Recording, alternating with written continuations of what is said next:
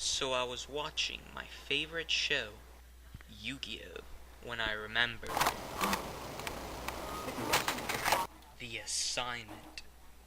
It's due in 1 week. Alright, let's see what we got here.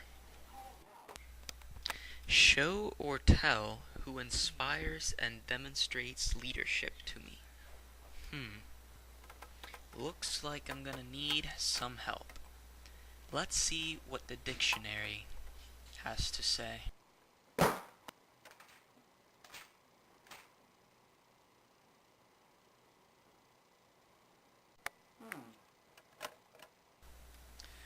Well, that didn't help. Let's see what other people have to say about leadership.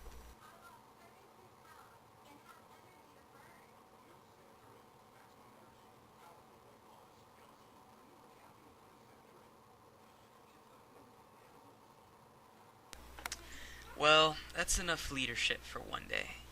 Now, I just have to come up with a person who lives up to the descriptions I just read. I'll just sleep on it. I've got it. President Jimmy Carter.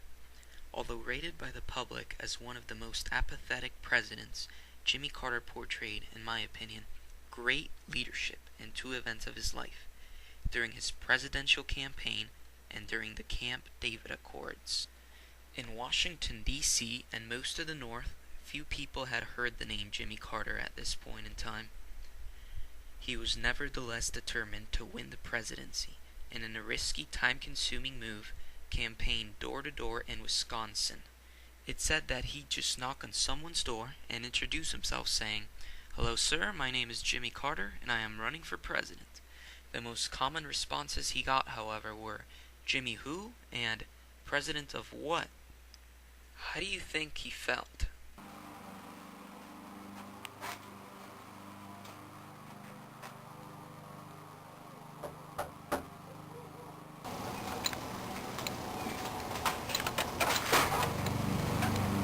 Hello, ma'am. My name is Jimmy Carter, and I'm running for president. Jimmy who?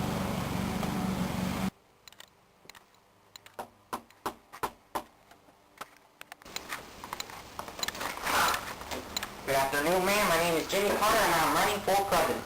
President of what? The McDonald's on the street? Mr. Carter persevered, however, carried Wisconsin, and eventually managed to win most of the northeastern U.S. and carried the most southern states any presidential candidate has ever carried. His record still stands to this day. In this instance, Jimmy Carter exhibited leadership in that he persevered against adversity, working out and carrying out a plan that would enable him to solve his unpopularity problem in the North.